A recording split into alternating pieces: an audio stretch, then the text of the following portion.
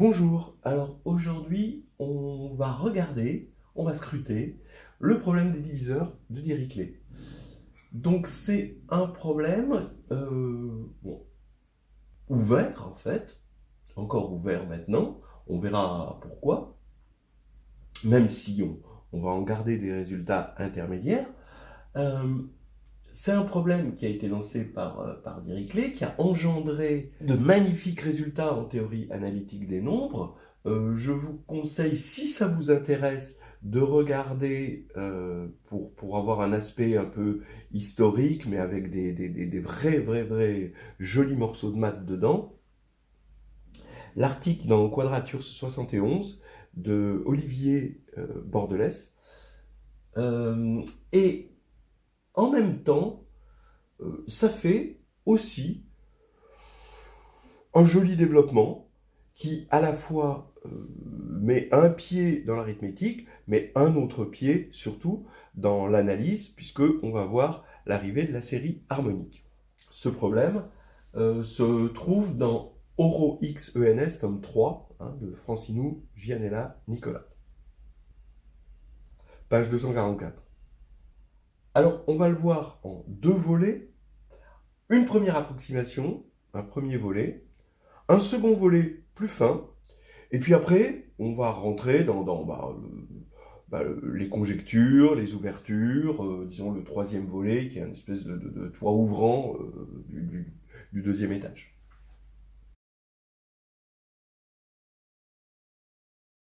D'abord, je vais appeler taux de n le nombre de diviseurs. Alors bien sûr, quand je dis diviseurs, ce sera toujours des diviseurs positifs, de n, avec n supérieur à 1, un entier supérieur à 1. Bon, donc taux de 1, c'est 1. Taux de P, si P est premier, c'est 2.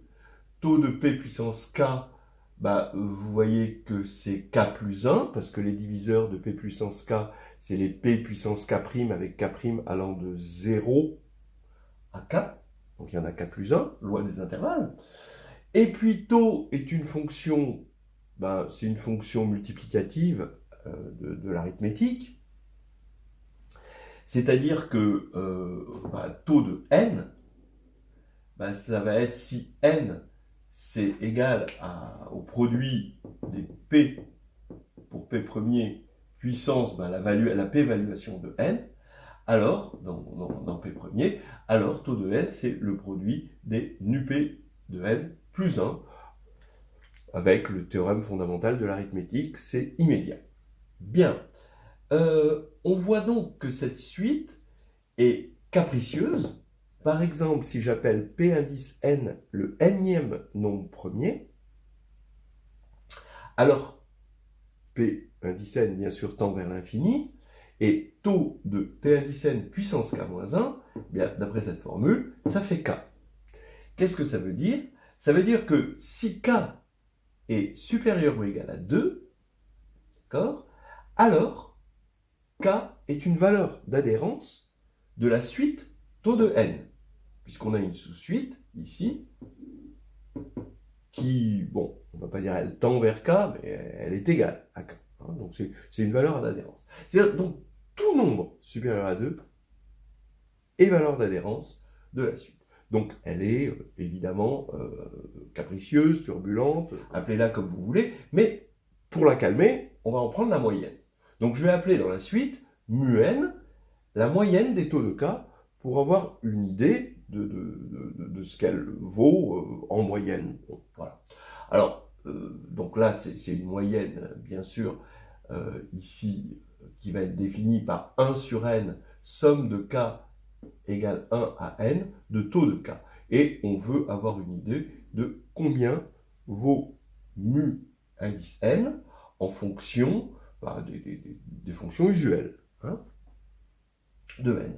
On se doute, à cause de ceci, que ça va tendre vers l'infini, mais on voudrait avoir une fonction qui tend vers l'infini et qui va ressembler à mu n parmi les fonctions usuelles. C'est humain.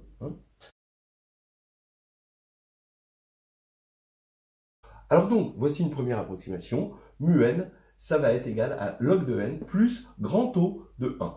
Ce qui veut dire que mu n moins log de n est borné par voilà, en valeur absolue, hein, est borné par un grand M. Hein. Il existe un grand M, indépendant de n, évidemment, qui va borner ça. Bon, c'est déjà pas mal. Alors, on va voir comment on montre ça.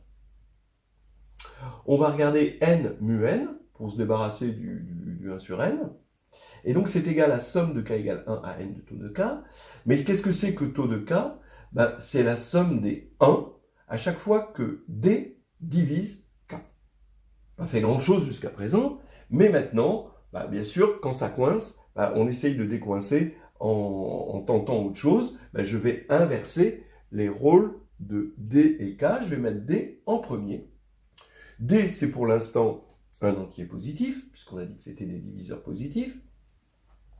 Et je fais une somme sur D, cette fois-ci, mais maintenant, je vais regarder les k multiples de D quand k va de 1 à n. Donc, tous les multiples de D, compris entre 1 et n. Bon, en gros, ce qui nous sert surtout, c'est le fait, on se doute que les multiples de D, hein, ça va être k inférieur ou égal à n. Alors, combien il y a de multiples de D? Eh ben, ça, c'est facile à compter. Il y en a exactement la partie entière inférieure de n sur d. D'accord? Bien sûr, bon, ça, on a déjà vu ça dans d'autres vidéos. Je vous laisse vous convaincre que c'est ça. Hein, d'accord? Le nombre de multiples de d qui sont inférieurs à n, vous allez avoir 1 fois d, 2 fois d, 3 fois d, etc. Jusqu'à n sur d fois d, mais il faut que n sur d soit un entier, donc le plus grand entier, hein, ce sera la partie entière inférieure de n sur d, et puis après ça va dépasser, le k va dépasser n. Donc ici, on a ceci. Alors d, bon, ici j'aurais pu mettre d supérieur à 1d ici, hein, voilà, et voilà, déjà on a avancé.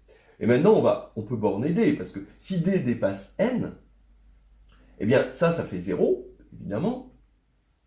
Donc, c'est pas la peine de garder des termes nuls. Donc ici, on va prendre d de 1 jusqu'à n, qui va être le dernier terme non nul, et après on aura que des termes nuls, donc c'est pas la peine, on s'arrête à n. Voilà. Bon, pour l'instant, ça va. Alors maintenant, on sait que la partie entière de x, elle est comprise entre x moins 1 et x. Alors après, il y a un sens strict à gauche et un sens large à droite. Bon, on s'en fiche. Ça veut dire que, vous voyez, comme on a envie, quitte à mettre des grands taux de Landau, hein, ici, on a envie d'enlever cette partie entière qui nous gêne aux entournures, eh bien, je vais la remplacer donc par n sur d, voilà, plus grand taux de 1, puisque la différence est bornée par un nombre indépendant de n sur d, évidemment. Donc ici, attention à la parenthèse, hein, j'ai remplacé partie entière de n sur d par n sur d plus grand taux de 1, et maintenant, je développe, je vais avoir n somme de d égale 1 à petit n de 1 sur d, ici, plus, il va y avoir n fois grand taux de 1, mais n fois grand taux de 1, c'est O de n. Voilà. Ok, donc maintenant, je vais rappeler qu'ici, on reconnaît la série harmonique, et dans sa première approximation, la série harmonique, c'est log de n plus O de 1. Alors, bon, c'est inutile de parler ici de la constante de l'air, hein, voilà, hein, on n'en aura pas besoin, pour l'instant. Alors, ici, je vais développer. Ici, j'ai toujours plus O de n, mais n O de 1, grand O de 1, c'est grand O de n. Et donc ici, O de n plus O de n, c'est O de n. Donc ici, j'ai un n log de n plus O de n. Maintenant, quand je vais diviser par n pour obtenir mu n, eh bien, je vais avoir log de n plus grand O de 1, puisque je vais avoir O de n sur petit n. Donc ça va faire du O de 1. Voilà. Hein, donc on a déjà notre première approximation. En moyenne, ça va être log de n.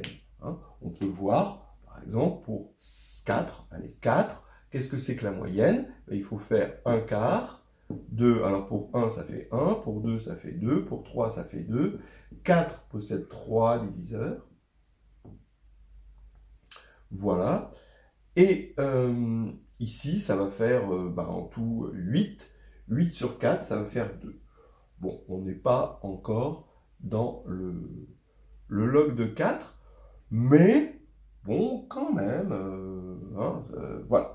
Alors, qu'est-ce que ça va faire pour 5? Ben, ça va faire 1 cinquième de 1, plus 2, plus 2, plus 3, plus 2. Et là, ça fait 10. Tiens, ça fait encore 2. Tiens, c'est marrant. Mais bon, je sais pas, voilà. C'était pas voulu. Bon, pour l'instant, on n'a rien de significatif. Mais en gros, si n était égal à 1 million, on voit qu'à une borne près, on est à peu près aux alentours de log de 1 million. Alors, le logarithme népérien de 1 million, c'est à peu près 13,14, hein, d'accord? Mais maintenant, on peut être frustré par ceci, ce O de 1. Un O de 1, c'est frustrant. On aime mieux avoir une constante plus grand O de quelque chose qui tend vers 0. Bon. Et là, on n'est pas dans ce cas-là. Ce O de 1 peut atteindre quand même des proportions assez monstrueuses. Alors voilà, on va aller un petit peu plus loin.